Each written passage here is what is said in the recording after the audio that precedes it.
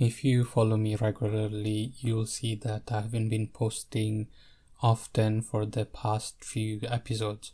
I think up to episode 26 I've been posting regularly. After that, I've been taking longer and longer breaks. This is due to dissertation. If you don't know what this dissertation is, it's basically at the end of your master's or bachelor's, you have to write this thesis for, I think the word thesis is used for people that are actually doing their PhDs, but for others it's called dissertation, or basically you write for 8 to 10,000 words about a topic that you've been researching on for the past 1 year, past one semester, and so on and so forth. Yeah, so I've been doing this dissertation and it's an absolute pain. I mean, it's supposed to be, or it was in my mind that it is going to be the best piece of work that I've ever done. But nah, I don't think that's going to be the situation. Actually, I think it will be the best piece of work from the English perspective. What I mean is, while I was doing my GCSEs and A-levels, I didn't have to write that much in English. Since I started doing engineering, more and more assignments that I get, and I keep writing more and more English.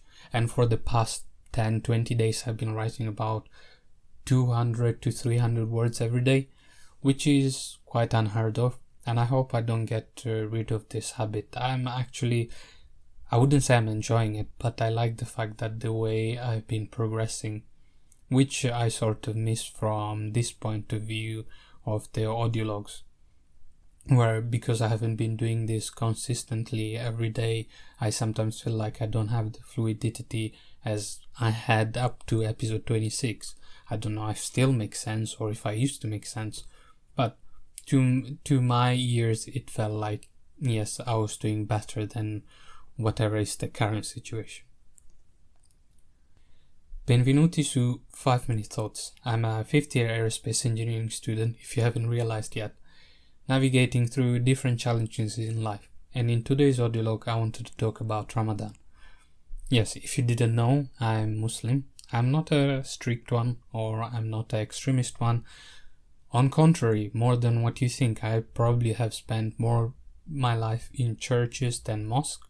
This is purely because I grew up in Italy, and if you know, Italy is a Roman Catholic country, or where the Roman Catholicism started anyway, and many of my school activities was done with our local church and so on and so forth. Many events were done in the local church. I think local church in our village was more like the venue where everything used to happen in the village. So I've been more in there than the mosque.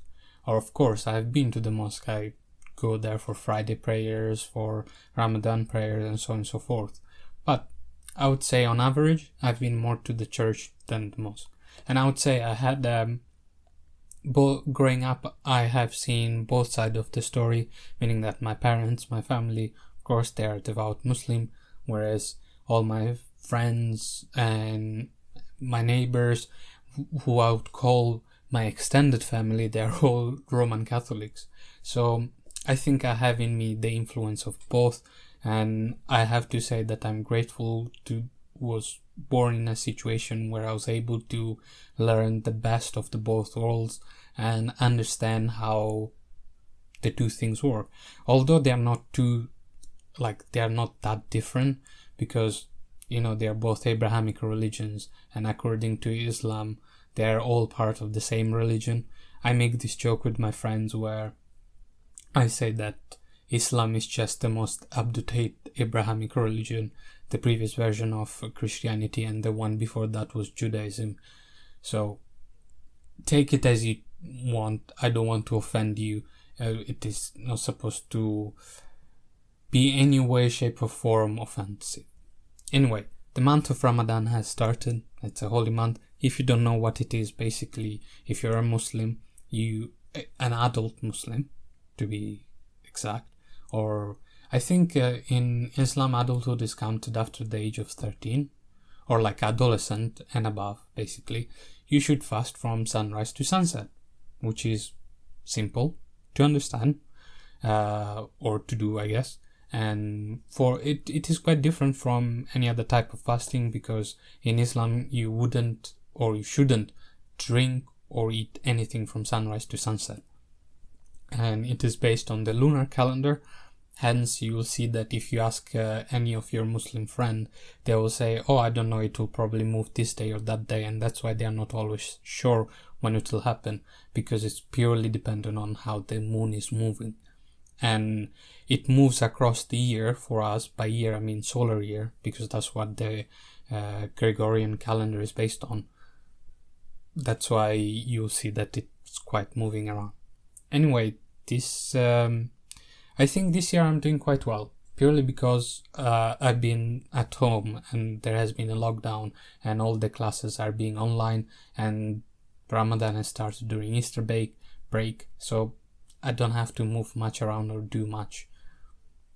Also, previous year I would say I was lucky, because as soon as Ramadan, or I think we were at the middle of the pandemic when I did Ramadan last year.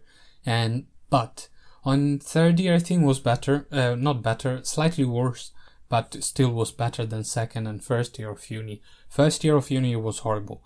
As soon as exam period started, Ramadan started, I was trying to balance eating, like having limited time of eating and feeling always dehydrated, and trying to get over my exams, but I also wasn't in the best mental shape ever.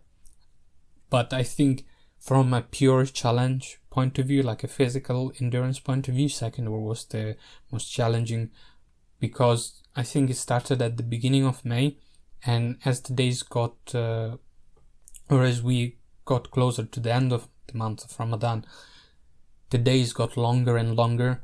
And I remember fasting on the 25th of May, which is the longest day in the year if you're in the North Hemisphere.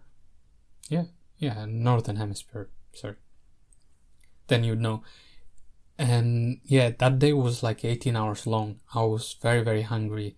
And the most of it, I would say throughout the day, I don't get much hungry. But towards the end, I get really, really dehydrated. So yeah, that was the thing. But I wanted to give you why we do this. The main reason we do this is because the month of Ramadan, or the way my parents explained to me, the way the people at the mosque explained me, is it is done to purify yourself, build a stronger connection with God, but also you fast so that you feel like what it's like to be less fortunate, and hoping that will teach you to appreciate more of what you have, but to also donate money to the less fortunate one. It's also known as zakat, which is the simplest way to put it. Is like a tax system for Muslims. If you earn money, or if you have income and saved things, as in like investment and things like that, you should be donating to the less fortunate ones. And every year we do that. I think from next year I'll also have to do it, because I'll be in full-time study. Fun fact, okay, this is something hilarious, or at least it's hilarious to me, but it kind of makes sense. In some countries like Egypt, Saudi Arabia, or UAE, if you're caught eating in public during the Ramadan time, basically from sunrise to sunset, you can be you can be fined or be sentenced to a community work as punishment, which is kind of hilarious to us from the Western countries, but I guess it sort of makes sense, because you're trying to make sure that everyone is adhering to the rule and blah blah blah. Also, I wouldn't say I see religion more as a rule, but more of a way of life, the way it was supposed to be, and everything that is said in the Quran and all the other books. I believe there are frameworks that you should follow, or to build the base on of your beliefs and things like that. Now, I don't want to go too much in like religious discussion here and put off somebody, but that's how I feel. Religion to me, it's more of a way of life that helps me to keep aligned to certain goals in life. Also, of course, if you are ill, or if you're traveling, or if you're breastfeeding, you're not supposed to fast, because of course it will be challenging for you and you don't want to damage your body. Also in Islam, one of the main things is never damage your body, never damage your soul. So you shouldn't be fasting and damaging your body, right? So they suggest you after the end of the month of Ramadan, if you are unable to do it, do those fasting over the year until before the next Ramadan, so that you can sort of recover them. Now, there are different ways and different things that people say, but that's what I've been told. I hope I was able to give you a bit of insight of what is happening, how the month of Ramadan works, if you're Muslim or non-Muslim. And I hope everyone a happy Ramadan. If you want to challenge yourself, go ahead.